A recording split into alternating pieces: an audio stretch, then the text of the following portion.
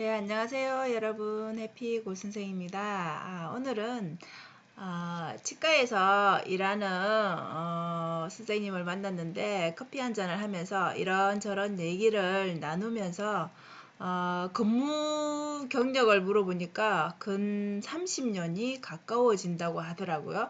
그래서 그 얘기를 좀 해볼까 합니다. 여러분들 치과에서 이제 일을 하시는 분들은 치과위생사, 뭐 간호조무사, 뭐 이런 분들은 어떤 일을 하는지 잘 알겠지만 뭐 일반 또 우리 환자로 내원을 해보면 대략 뭐 어떤 진료실에서 일하는 거라든지 앞에 뭐 업무를 보는 거라든지 이런 것들이 눈에 보이죠. 자, 그래서 치과에는 되게 잡다한 일들이 많습니다. 진료만 끝나는 게 아니라 뭐 병원 일이 다 그렇죠. 접수부터 시작해서 또 상담도 해줘야 되고 상담 한 번 해서 또 못 알아들으니까 또 해야 되고 그죠? 여러 번 설명해야 되고 진료실에서는 또 진료 보조 내지는 뭐 또 단독으로 스케일링 뭐 여러 가지 일들을 해야 됩니다. 그리고 앞에 수납이나 이런 진료실이 구분되어 있다라면 분리가 되어 있다라면 딱 일이 명확하지만 그렇지 않은 뭐 작은 병원, 치과의원, 뭐 근무 명수, 근무 인원수가 적은데는 이렇게 뭐 수납 예약 같은 거를 다 동시다발적으로 다 해결을 해야 되니까 되게 바쁘죠. 왔다 갔다 해야 되니까.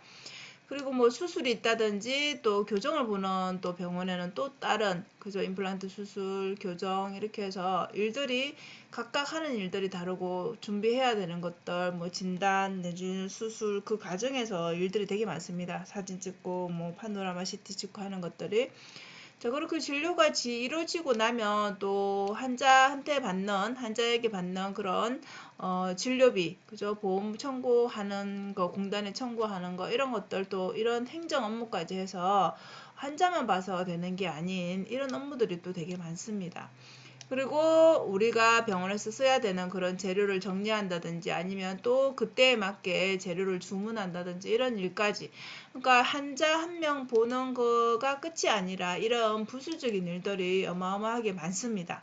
그래서 이게 잘 업무 분담이 되어서 적정한 인원이 있고 원활하게 돌아간다라면 스트레스를 받지 않을 수도 있지만 우리가 또 치과에서는 아무래도 아픈 환자를 보는 일이기 때문에 그 예민한 상태에서 뭔가 좀 마음에 들지 않는 그런 부분들이 뭐 그래도 병원이니까 서비스업에 들어가는 거니까 그런 부분들이 즉각 나타나기 때문에 여기에 대한 음, 스트레스가 되게 많은 것 같아요.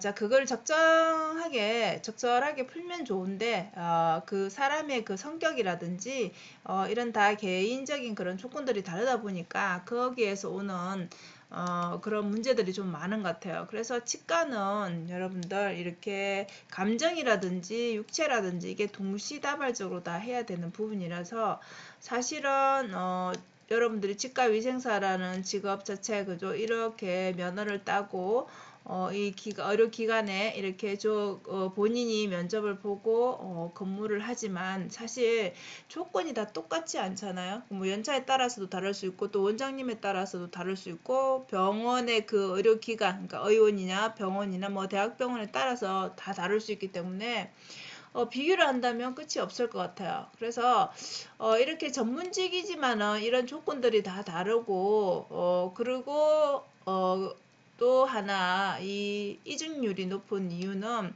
뭐 힘든 것도 있지만 아무래도 병원이 많다 보니까 또 쉽게 또 병원을 구할 수 있다라는 점이 또 이직률을 높게 만드는 것일 수도 있습니다. 어쨌든 뭐 많은 요인들이 있겠지만 결코 병원에서 환자를 보는 거는 치과뿐만 아니라 쉽지 않은 일이라고 생각합니다. 그래서 이렇게 여러분들이 이제 그 근무를 할 때 이렇게 뭐 직원 복지라든지 그 환경을 많이 살펴보는데 그 복지만 좋다고 해서 또 오랫동안 근무를 할 수 있는 거는 아니죠. 모든 조건들이 다 마음에 들어야 될 거고 근무를 한다는 건 하루 종일 거기서 일을 한다라는 건데 그 내에서 직원들 간의 뭐 합이 이루어지지 않는다라면 또 문제가 있을 거고 그죠? 원장님과 또 안 맞을 수도 있는 거고 그래서 이 근무 시간조차도 다 똑같지는 않으니까 야간 진료를 뭐 주 몇 회 하는 병원도 있고 1회 하는 병원도 있고 다 다르겠죠.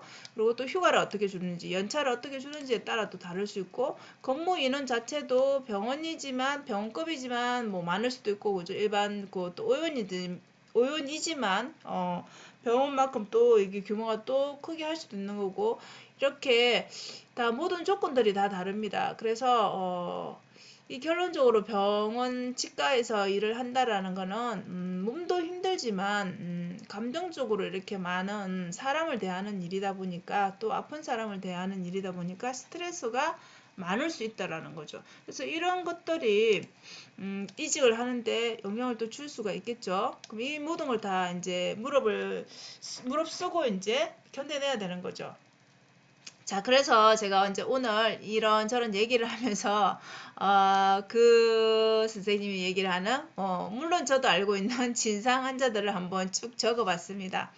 혹시 이 영상을 보시는 여러분은 내가 병원에 가서 그런 적 있나? 라고 한번 체크를 해보시면 좋을 것 같고 그리고 병원에서 아마 근무를 하시는 분들은 다 고개를 끄덕끄덕 하실 것 같습니다. 자, 예약 없이 내원하여서 본인은 시간이 아주 많다며 기다리겠다는 사람. 우리 병원은 지금 스케줄이 안 되는데 본인이 괜찮아서 기다리겠다는 사람.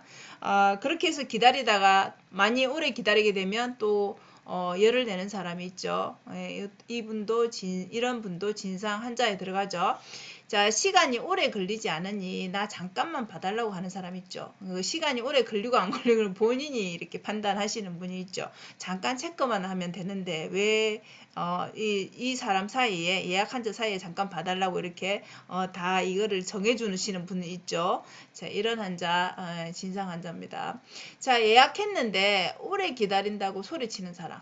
예약했으면 2시 예약이면 2시에 바로 들어가서 해야 되는데 사실 하다 보면 조금씩 이렇게 딜레이 되는 경우가 있죠. 그 사람을 보는 일인데 우리가 뭐 조립을 하듯이 딱딱 시간 맞게 이렇게 된다라는 게 사실 불가능함에도 불구하고 또 예약을 안 하고 수술을 할 수는 없잖아요. 그죠? 그래서 이 부분은 이 시간이라는 이 부분이 참 뭐 그 예약하고 이 부분을 좀 존중하고 물론 지켜줘야 되는데 병원이다 보니까 이게 100% 이행될 수는 없다라는 거를 조금은 이해를 해줘야 되는데 이렇게 막 성질 내면서 이렇게 하는 분이 있죠. 뭐 목소리 크게 하면서 그러면 기다리고 있는 환자분들도 다 좀 그분을 쳐다보는 그런 분위기가 되는 싸한 느낌이 드는 그때가 있죠. 자, 그리고 또 반말하면서 이렇게 개인 비서 부리듯이 하는 사람 있죠. 보면, 나이도 꽤 되는데, 뭐 20대도 아닌 이런 직원을 보면서 막 이렇게 하시는 분들 있죠. 그 나이에 상관없이 그냥 반말하면서 기분 나쁘게 반말하는 분이 있죠. 예, 이런 분도 진상이겠죠. 그 다음에 치료비 비싸다고 치료비를 비싸다면은 사실 그 본인의 능력에 맞게끔 하면 되는 거고 또 여러 곳을 조사해서 본인한테 맞는 병원을 선택하시면 되는데 이미 정해져 있는 치료비를 막 본인이 혼자서 비싸다고 큰소리 친다고 해서 그게 달라지는 건 아니죠. 그 말은 뭐 깎아 달라는 얘기겠지만 어쨌든 이런 사람 자, 이거는 정말 스트레스를 많이 받죠. 본인이 못 알아들어요. 근데 고개를 끄덕이고 다 알아듣는 척을 했는데 다음번에 왔을 때 이제 나는 그런 설명을 들은 적이 없네라고 하면은 되게 당황스럽죠. 우리 입장에서는 병원 입장에서는 2번, 3번 설명을 했는데 본인은 그런 소리 들은 적이 없다라고 하면 우리가 다 녹음을 해 줄 수도 없는 거고 이렇게 그래서 병원에서는 이제 여러분들이 보면은 이제 그런 동의서 같은 걸 많이 작성하는 이유가 이런 좀 유해 일이 발생했을 때 좀 미연에 방지하기 위한 그런 것도 있겠죠. 그리고 또 무조건 할인해 달라는 사람. 그다음에 뭐 전화로 이렇게 그냥 당사자가 이렇게 병원에 왔을 때는 좀 이렇게까지는 큰 소리를 못 치지만 전화는 얼굴을 보지 않고 하는 거기 때문에 오히려 더 큰 소리 치는 사람이 있죠. 그래서 이런 것 외에도 많겠지만은 어쨌든 이런 환자는 진상 환자에 들어가니까 혹시나 이 영상을 보시면서 병원에 뭐 방문하시는 분들 아니면 뭐 이런 경험이 있으신 분들은 조금 주의를 해주시면 좋겠죠. 예, 그래서 병원에 일하시는 분들도 되게 힘들다라는 거.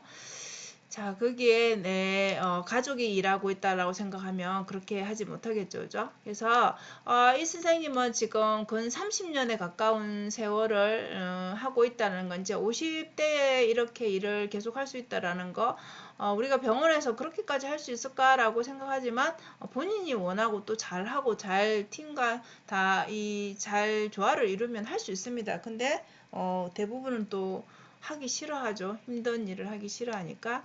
그래서 제가 장기 근속을 하는 그 나름의 그런 거를 분석해 보니까 직주 근접, 아파트 바로 안에 있는 치과 이렇게 해서 아주 가까운 일 조건이 아마 이거였던 것 같아요. 그리고 이제 연차가 많다 보니까 업무 스킬이 이제 아주 이제 능숙능란하죠. 그래서 사람을 대하는 일도 사실은 그런 스킬이 있지만 그거는 이제 그때그때 따라서 워낙 이 감정적으로 나오는 사람들에 대해서는 내 잘못이 없음에도 불구하고 이 이제 상처를 받게 되죠. 마음의 상처를. 그러면 이제 일에 대한 또 회의감이 올 수 있는 거고. 그래서 그런 거에 대한 멘탈 관리가 좀 중요한 것 같아요. 스트레스를 또 풀 수 있어야 되고.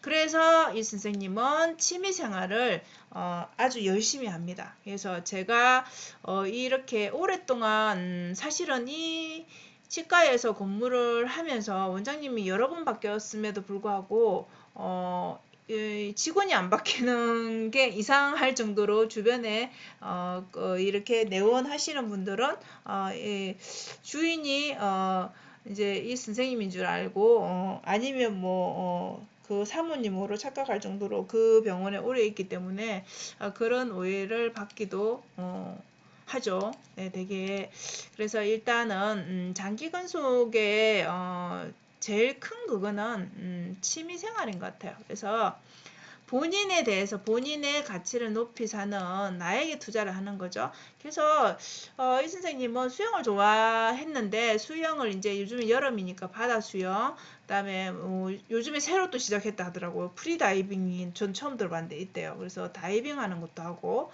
그다음에 볼링 동호회에 또 가입해서 또 볼링을 또 일주일에 한두 번씩 정도 그다음에 스크린 골프도 배우고 있다고요. 뭐 가끔은 유산소 운동 이렇게 거의 다 운동 뭐 등산 뭐 이런 것들 이런 거에 투자를 많이 하고 물론 뭐 때때로 재테크도 하시겠지만 어쨌든 이렇게 본인에 대해서 이렇게 본인이 일적인 거 외에 다른 거에 대해서 이렇게 투자하는 시간을 가집니다. 그래서 그게 중요한 것 같아요.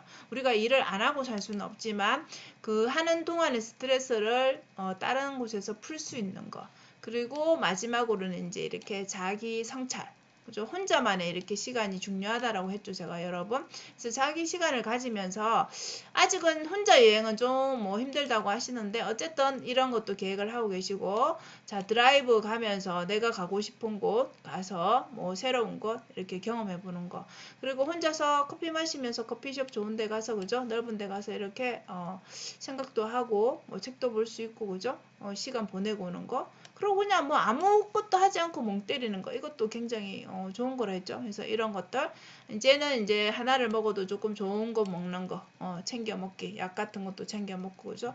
이런 것들 그래서 여러분한테 제가 얘기하고 싶은 게 무엇이냐면 이거예요. 우리가 일을 해야 된다라면 꼭 뭐 치과 일뿐만 아니라 여러분들이 하고 있는 어떤 그 본인의 직업에서 우리가 일을 하고 경제 활동을 해야지 또 우리가 또 먹고 사는 게 해결이 되잖아요. 자 그렇다면 이왕 해야 될 거라면은 당연히 즐겁게 해야 되는데 사람이다 보니 상황에 따라서 매일 즐거울 수는 없죠. 그래서 즐거울 수 없기 때문에 그 즐거울 수 없는 부분을 조금 해소할 게 뭔가가 필요하다는 거죠. 그래서 여러분들이 뭔가 관심 있는 제가 이제 오늘 만난 선생님은 당연히 이런 쪽에 운동이나 이런 걸 좋아하니까 이렇게 하는 거고 운동을 또 싫어하시는 분도 계시죠. 그러면 뭐 여기 중에서 그죠? 뭐 여행을 좋아한다든지 뭐 먹방 보는 걸 좋아한다든지 뭐 먹는 걸 좋아한다든지 뭐 뭔가는 다 있어요. 개별적으로 다 좋아하는 거.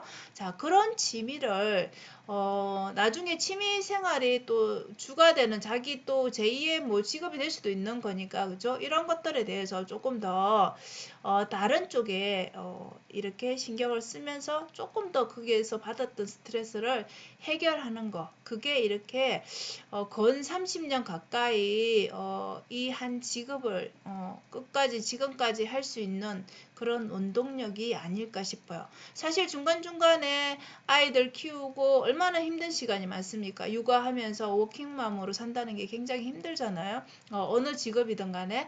그래서 그런 모든 것들을 다 이겨낸 게 새벽같이 일어나서 이렇게 운동하는 시간 가지면서, 지금은 이제 아이들이 컸으니까 이렇게 혼자만의 시간을 좀 가지면서 그렇게 본인 성찰을 하는 게 아마 앞으로 더 나아갈 수 있는 원동력인 것 같습니다. 그래서 여러분도 취미 생활을 반드시 해보시기를 권합니다. 자, 오늘도 영상 들어주셔서 감사합니다. 여러분 좋은 하루 되세요.